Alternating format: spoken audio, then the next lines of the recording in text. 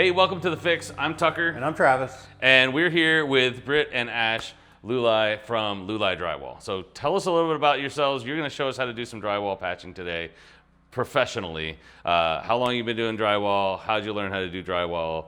Tell us a little bit about it. We've been doing drywall for 16 plus years, pretty much straight out of high school. We learned everything from our dad and we got really good at it. We've been here with you a few days already and learned some things, and so we're excited to have you show us how to patch drywall, but we're actually gonna have you show Travis how to patch drywall since he needs the most education. So why don't you guys walk us through exactly what we're gonna be doing step by step. You know, like what we do on The Fix, we like to teach you how to do this and show you that, hey, anybody can learn these skills to do this stuff on your own, at your own house. So let's get to it. All right, so this is a pretty basic drywall patch because we have backing already here. That makes our life a little easier on this one. Okay. So if it's, within 6 inches or so from a stud, you're okay to let that float for a smaller patch. Floating meaning just... Float out and not be screwed over here. Okay, gotcha. On the ends, like you could get away with that. Gotcha. If we didn't have a stud here, we'd have to install some backing. So the other thing next, we have to worry about this like loose paper. Any loose paper is gonna cause it to crack again or blister. We even have the existing piece here, so you gotta watch out for loose paper all over this thing too, like right here. It's all blown out. So we'd have to start by, you'd have to pull that off. Okay. And you can still salvage it, like we're good at patching holes, we can still figure that out. But so when we get it in there, screw it off, and then we'll start our taping process. For smaller patches, we usually use 20-minute hot mud. So that means it sets up in literally 20 minutes, like it'll be rock solid in your pan. All right, I'm gonna put a couple screws in here, okay, and you can help Britt get some mud mix, and then I'll have you V out and get rid of the loose paper. Okay. Here we go. All right, so while Ash is putting screws in that over there, we're gonna get a head start and mix some 20-minute. We also have 5-minute, but I'm not gonna make you use that yet, because by the time you mix it, it's gonna be set up and worthless because you're a rookie. But pros like us can use 5-minute for everything, pretty much everything. So, key essentials for a patch job like this, we're always gonna want the 6-inch knife. This is what you use for mixing mud, and that's what you use for your first coat, wiping in tape and whatever else. Okay. We just start off with, I'd say about a quarter of the way full in the pan with water. Always do the water first. If you put the powder in first, Clump on the bottom. Yeah, it's not gonna be fun for you. So I like to just use the brush and kind of lift it up a few times. Right about there. And when you're mixing hot mud, generally like the amount of water that you put in is gonna be the amount of mud that you're left with. So like if I have a half pan of water, you'll have a half pan of mud. Okay. It might shrink a little bit, but you just dump it in slowly. If you go fast, you're gonna splash everything out of your pan and make a huge, huge mess. We don't want that. So it'll start to absorb a little bit in here. And that's when we kind of chop it around like this. You kind of got to go little by little to make sure you don't add too much. And if you do add too much, it's no big deal. You can add a couple splashes of water with the brush. You kind of mix it around. And you want to go until you get rid of like all the super watery spots, like you don't want to be left with. Yeah, just keep on scooping it. And scooping it on top of itself. Just like that. So that's about the consistency we want. You don't want it to fall off your knife, you want it to be pretty sticky. You always want to keep like heavy pressure with the blade against the side of the pan. Okay. So you can kind of cut it So off. it doesn't like suction to it. Yeah, like so you can start down the bottom and scoop off clean. Gotcha. You'd never want the backside of your knife to be messy. Okay. Because that's when things get sloppy. So just like that. Before we start, you got to make sure also that your screws are put in all the way. Okay. Forgot to say that. Because if you leave a clicker, it's when the screws it's out just a little bit from the Clicks drywall. when you take the Yeah, so when you pass over it with like a 6-inch hammer on or top whatever, of it.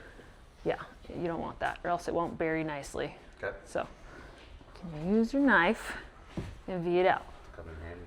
So I'll do the top and you can do the bottom. So you're gonna angle it like this Okay. and just cut along the top side of the drywall that's already there. Getting all that loose stuff out of there.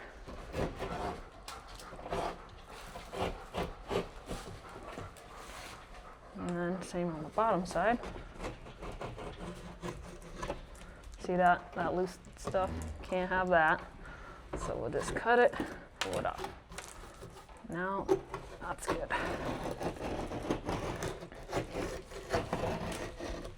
Get your hand away from the blade a little bit, hold it back here more, and then you can kind of like use your finger to rest on the drywall Okay.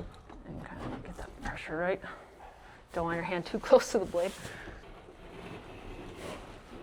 Oh, that's a good one. Nice. Oh, there it is.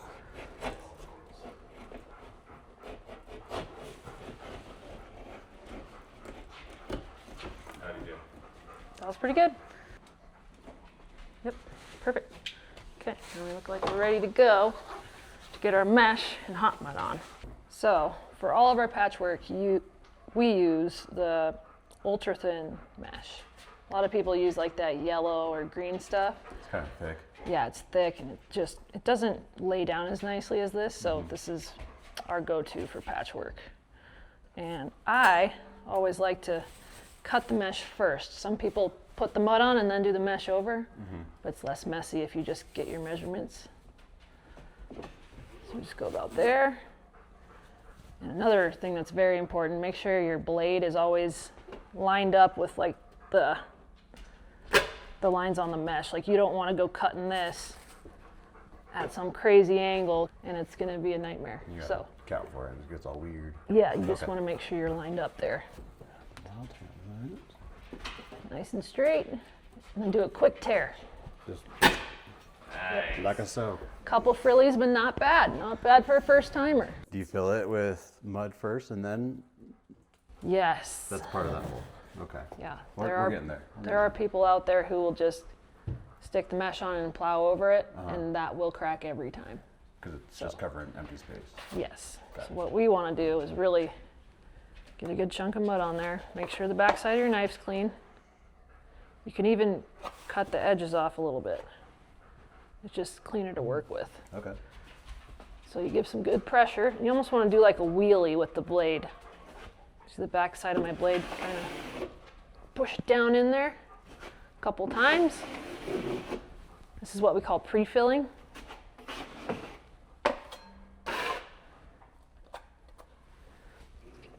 Nice and pushed in there. I'm just going in like this. Yeah, so What do you do? you want to go sideways. You want to go with the Okay. crack. Is that a piece of mesh? It is. Okay. And then just wheeling it Yep, in. wheelie. Just like so. That's pretty good. There you go. And then You actually want to wipe opposite direction back. So, Yep. this way? So then, yep, and then let's do it again. More of like this angle. Keep the same angle with the, yeah, there you go. Good. There you go. Now you can clean that off in your pan if you want. just like so. That was really good. Yeah. So for I'll this do that one, too. you actually, yeah, Oh, get wait. another scoop on there. You want to Okay. do it? Do this section, or are we gonna do that too? Let's do the whole section at once. But I'm going to have you turn your knife upside down so we can kind of push the mud up into that ledge in there. So So sort of like this. Yeah. and we're going this way. I would go from right to left. Yeah, start here.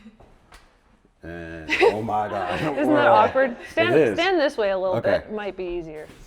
Okay? So like this. Like this. Oh, squish it up. Yep. Like Push so. it up. There you go. Yeah. Like that. Yep. Now And wipe we're it coming back, back across, right? and then you're gonna do it again and make sure you get all those air pockets filled in. Oh, this is awkward. Like that? Yeah. All right, cool. Yeah, you had Oh, it. in the middle line. Got Yep. it. It's like so. And you remember where that blowout was? It's like right here. So we're just gonna lay about half of that over the other piece and just layer it. Below it? Yep. That looks good. Let's get the other ones on. You can lay that one on first. I don't know. I think it's right Oh, there. it is. Okay. Yeah, sometimes if you have to take off a little bit to see where your line's at, you can just do that. Lost that one too. There it is. All right. Now for wiping this in, you're not just going to want to go straight at it because you're going to pull your mesh right off the wall. It's going to be annoying. So what we do is we start kind of around the perimeter of all the mesh. So I'll go here and wipe about half of that mesh in, just around these edges.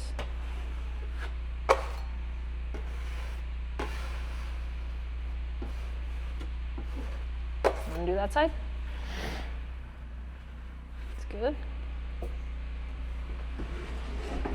Oh, now we're gonna want to pull from this Yep. way. Yep. Pull it tent or pull it taut. Yep.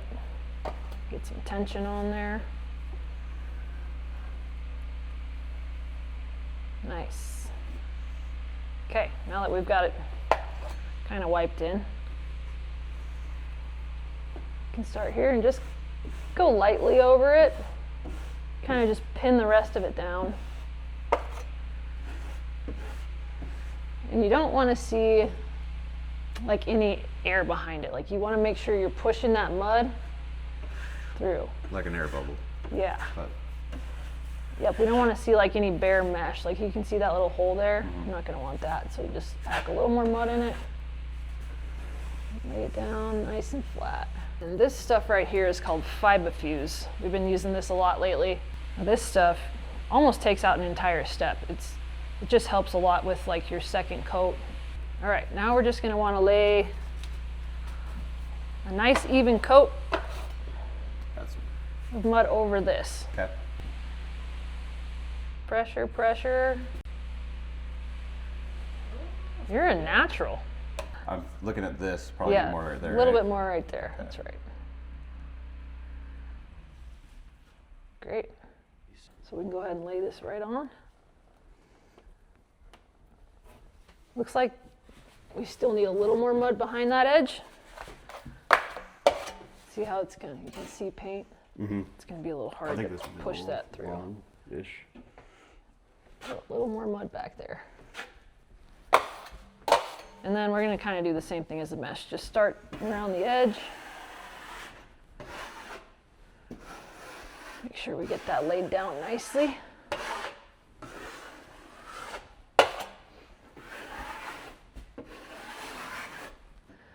Yeah, you gotta put a little more pressure on it and just, yeah, lay your knife flatter. There you go. That looks pretty good. Maybe add some more mud in the middle. You can Yeah. kind of see some of that fiber still showing. I'm surprised this 20-minute hasn't set up yet. It's probably getting close, I know.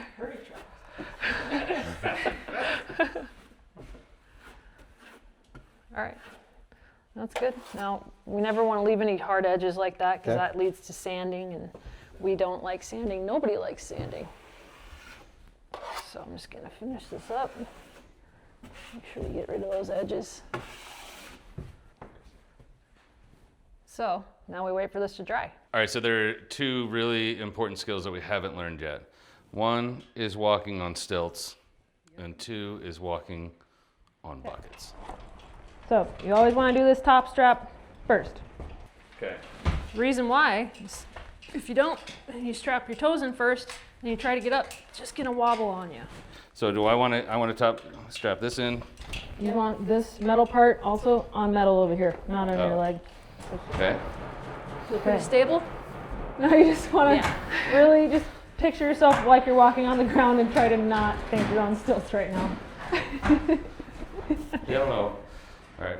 Got it? So you almost want to like kick your knees out, like lift your knee and then heel. There you go. Knee, heel, knee, heel. Travis, be ready to catch him. All right. But the use of this, the function is speed, right? Like, so Yeah. it allows you to get a lot more done a lot Save faster. so much time on the job, yeah. Right. Okay, so you want to put one foot up first, lightly on Okay. the edge of your bucket, never in the middle, because you're going to bust through that thing. All right. It's happened to me before, and I went right into a pile of mud, and my foot Nice. was stuck. So Using a ladder definitely helps like Okay. your balance right now. So if you want to use that to kind of lean on, make sure you don't tip it over when you jump up, and just go ahead and right on the edges. Alrighty.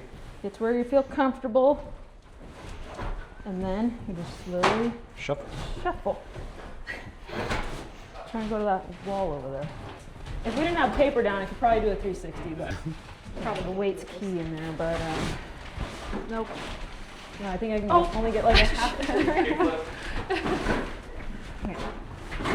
No, we can't on the paper. But yeah, you can go backwards, Nice. forward, do whatever you need to do. Make trails. good job, Travis. Sweet. In a business like this, as being successful, one of the most important things in leadership is surrounding yourself with the right people. What do you guys look for in the people that you hire, the people that you sub out to, the people that you bring around you to help lead your business?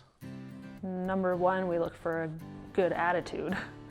Because if you don't have a good attitude, you're never gonna listen or wanna learn or anything like that. But also just showing up on time, you know? Like if we tell someone to be somewhere a certain time. Simple. Yeah, One of those skills that doesn't cost anything. yeah. Yeah. What keeps you guys driving forward in your business? Like, what are some of the creative pieces that's keeping you moving forward? We just like turning like just any wall into something that just looks great. That's the main thing. We just enjoy seeing it transform, and it's us that does all the work for it That to pride. happen. The pride in your work. Yeah. Stuff. Let's talk about this job site for a second. This was a remodel, right? Beautiful house here in downtown Bozeman. And we're back doing patches to the drywall that you already put up. Yeah. So, That's Happens a lot. Like our builder will just send us a text one day, guys, like, what did you do? Now what? And they're like, sorry. we usually blame the electricians. It's always the electricians. It really is. Plumbers too, though, they're bad. But. Trim guys bouncing their shit off the walls. And it's not like there's really no avoiding it. You know, there's always like yeah, how do you handle that? Like, do you take it personal a little bit, or is it just part of the job? the interior designers are a big problem for us. That's the main issue. They, you know, they'll be change like, actually, everything. that light needs to go an inch to the right. And you're like, you gotta be shitting me, right? Yeah, those are the ones that There's no really way. piss us off. That's like, We did a post one time when we held up the cardboard signs and said, oh yeah. interior designers, just, I don't we were know. making fun of them. We probably shouldn't that much. They're probably all gonna see this. But we don't get mad though, like at anybody else really. We joke about it all the time. Yeah. Job You know, security. be like, you better bring us some beer for this. That is what And we they say. do. I'm sure it can be a pretty high stress job sometimes, managing a bunch of people, managing multiple job sites, curveballs like having to repatch stuff that you've already done. What do you guys do to balance out the tension level, cut the stress? What do you do in the off time? Oh, golf. Golf. Nice. Yeah. If a day starts off really bad, you know, we might actually just quit and be like, let's just go play golf. Yeah, This is a job for tomorrow. Yeah, tomorrow. Make that tomorrow's problem That's the instead. beauty of being our own bosses, you know. We can leave whenever we want. Yeah. But we also do have to get the job done in We the make end. the so- deadlines. At Well, the end of the day, obviously- we always make the deadline, you know. You obviously have a successful business, successful online presence too, as those Drywall Chicks on Instagram and TikTok, which is hugely successful. What motivated you to start putting what you do for a living online and build an audience like that? One day I was scrolling on Instagram and I saw a page called Drywall Nation, and I just went down a rabbit hole and I was like, no way, people actually think drywall's cool. Like hundreds of thousands of followers, and I'm like, no way. should we try this or should I try this? So put up a picture and then just got like thousands and thousands of followers overnight, like into the next days, and just kept going up, up, up, up. It was wild. So with that scroll on Instagram, is there something that like keyed you off? There's like, we have our own spot in this where we would probably belong. Yeah, there wasn't really any other girls in the trade, I guess. Like, yeah, there were like a bunch of drywall dudes on the Drywall Nation page, pretty much. And The fact that we know what we're doing, and it's like we're not afraid to. yeah, and we'd watch some of their videos and be like, my God, that's ass backwards. Like, Oh yeah, that was the worst part. Like we've seen Yeah. so much like we can do this so much bad better. drywall attempts. It's like, what? Yeah. This has how many views, and it's not right. It's not right. Yeah. Well, keep making your content so we all know how to do it right. Yeah, it was just motivation, you know. Like, this is really the first actual how-to video we've done with anybody. Like, We've wanted to do it for a long time, but we don't have a video guy, so you know it's a little tough. me and video sometimes. girl. We got Sorry, windy. Lindy. Even better. Last question. What's your number one pet peeve on the job site? Definitely when someone thinks that we're not the boss, like thinks we're, you know, the FNG, and we're not. Yeah. Or when they say no dogs allowed, that's not cool either. It's not nice. People who say no dogs allowed are just not my friends. Well, thank you guys for lending your skill. That was awesome. Please keep making your content. Do some more instructional videos. We would really like to see that from a podcast that is trying to help people fix things. And that was amazing. So We'd love to get Travis a little better at drywall, so. yeah, it might take a while. And golf. He made progress. We'll get today. there. Golf and drywall. Huge progress. You know, you actually had some decent knife skills. Yeah, A lot of people, you a know, little bit of coaching, you get there. Yeah. really not bad at all. I think he just handed in his 2-week notice. Thank you guys for being with us today. Thank you for teaching us. Yeah, thank you for having us. It was fun. Like and follow, subscribe on YouTube and TikTok and Instagram and Facebook if you want to get notified about our next episode. So thanks, Britt and Ashley. Thank you guys for so much for having us. No problem. Well, let's go. We're gonna miss our tea time. Come on.